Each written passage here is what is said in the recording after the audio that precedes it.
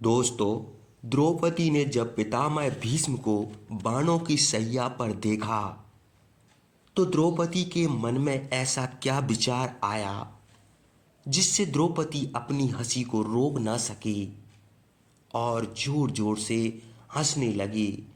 तो मित्रों, जानने के लिए वीडियो को अंत तक पूरा जरूर देखिए। जब भीष्म पितामह अर्जुन के बाणों से घायल होकर सैया पर लेटे हुए थे और सूर्य के उत्तरायण होने की प्रतीक्षा कर रहे थे, उस समय पांडव श्री कृष्ण के साथ उनसे भेंट करने आते हैं और द्रौपदी भी उनके साथ होती है। धर्मराज युधिष्ठिर पितामह को प्रणाम करके उनसे राजनीति, कूटनीति, धर्म और अन्य महत्वपूर्ण विषयों पर बातचीत करने लगते हैं।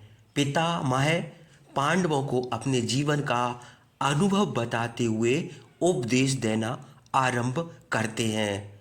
पांडव, द्रौपदी सहित सभी वहां उपस्थित लोग ध्यानपूर्वक पितामह की बातों को सुन रहे हैं, परंतु अचानक द्रौपदी खिलखिलाकर हंस पड़ती है और पितामह को यह बात बहुत बुरी लगती है। वे उपदेश देना बंद कर देते हैं और आश्चर्यचकित होकर कहते हैं, पुत्री, तुम एक सम्मानित कुल की बहू हो। तुम्हारा इस प्रकार से हंसना दो बातें दर्शाता है। या तो तुम मेरी बातों का उपहास उड़ा रही हो या फिर तुम्हें कोई पुरानी बात याद आ गई है। तब द्रौपदी शांत स्वर में उत्तर देती है, पितामह, मैं इसलिए हंस रही थी क्योंकि आज आप हमें अन्याय के विरुद्ध लड़ने का उपदेश दे रहे हैं, जबकि आपने स्वयं जीवन भर अधर्म का साथ दिया और अन्याय के पक्ष में खड़े होकर युद्ध किया। जब मुझे भरी सभा में अपमानित किया जा रहा था, तब आपने मौन धारण कर लिया था। तब आपका यह ज्ञान कहाँ चला गया था? पितामह, उस समय आप मौन रहकर दूसरों के पक्ष में क्यों खड़े थे? राजा विराट के यहाँ 6,000 गायों को चुराने के लिए दुर्योधन अकेला नहीं गया था, बल्कि उन चोरों में आप भी शामिल थे, पितामह। और जब महाभारत का युद्ध निश्चित हो गया, तब अधर्म का पक्ष भारी करने के लिए सबसे आगे आप ही खड़े थे, पितामह। और आज आप पांडवों को धर्म की बातें सिखा रहे हैं। मुझे यह सुनकर हंसी आ गई थी। और जब पितामह ने द्रौपदी के मुख से हृदय को छलनी करने वाली बातों को सुना, तो भीष्म पिता की आंखों में आंसू आ गए।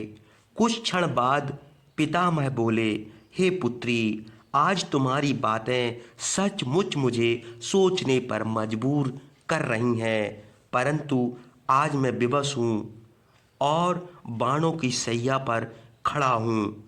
इसमें भी स्वयं मेरा ही दोष है। पुत्री, प्रत्येक व्यक्ति अपने कर्मों से ही दुख भोगता है और अपने कर्मों से ही सुख प्राप्त करता है।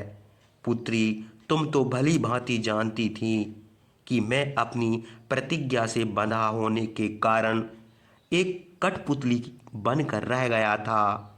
उस समय मैं दुर्योधन का अन्न खा रहा था और वह अन्न जो प्रजा को दुख पहुंचाकर एकत्रित किया गया था, उसे खाकर मेरे भीतर के सारे अच्छे संस्कार नष्ट हो गए थे और उस पाप रूपी अन्न को खाने के कारण मेरी वाणी थम गई थी और उसी अन्न से बना रक्त मेरे शरीर में दौड़ रहा था, जो बार बार मुझे अधर्म के पक्ष में बोलने के लिए विवश कर रहा था।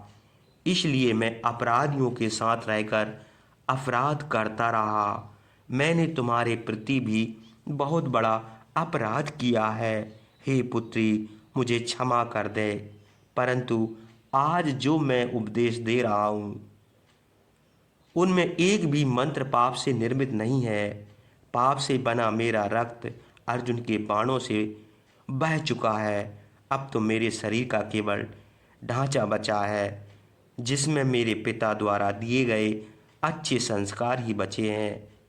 मैं तुम्हारे माध्यम से पूरे संसार को बताना चाहता हूँ कि पापी के घर का अन्न खाने से बुद्धि दूषित हो जाती है, विचार पराधीन हो जाते हैं और संस्कार भ्रष्ट हो जाते हैं।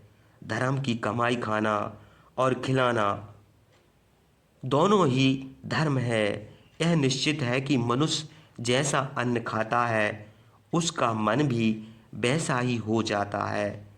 तब द्रौपदी पूछती है, पितामह पापी व्यक्ति की पहचान कैसे करें?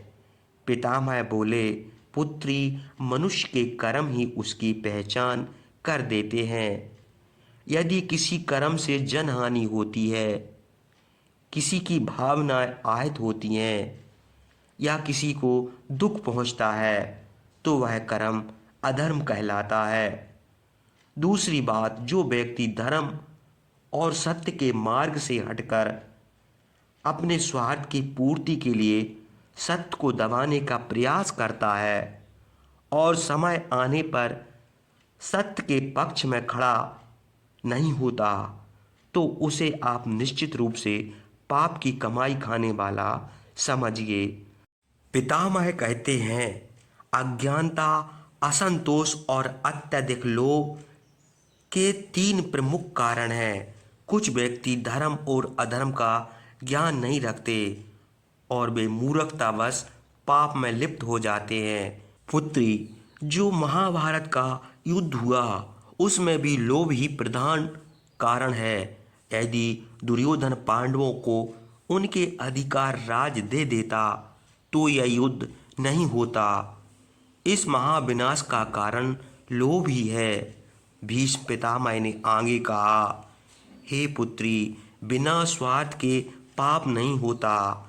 वह स्वार्थ चाहे किसी भी रूप में हो, चाहे तन का स्वार्थ हो, पद प्रतिष्ठा का स्वार्थ हो, काम वासना का स्वार्थ हो या पुत्र मोह का स्वार्थ हो, यह सभी जब तक सीमित रहते हैं तब तक संतोष प्राप्त होता है और पाप नहीं बन पाता। लेकिन जब यह स्वार्थ असीमित हो जाते हैं तब व्यक्ति असंतोष हो जाता है और स्वार्थ पूर्ति हेतु पाप के मार्ग पर चलने लगता है। इस कथा से हमें यही सीख मिलती है कि हमें अच्छी संगत रखनी चाहिए, अच्छे कर्म करना चाहिए, दूसरों की मजबूरी का फायदा नहीं उठाना चाहिए, झूठ नहीं बोलना चाहिए, किसी की निंदा नहीं करना चाहिए, चोरी और हिंसा से दूर रहना चाहिए, दुष्ट व्यक्ति के घर का अन्न जल नहीं खाना चाहिए, अन्यथा आपके विचार भी दूषित हो जाएंगे। हमारे विचार से हमारा भाग्य तय होता है। दोगले इंसान का साथ तुरंत छोड़ देना चाहिए, क्योंकि ऐसे व्यक्ति किसी का भला नहीं कर सकते।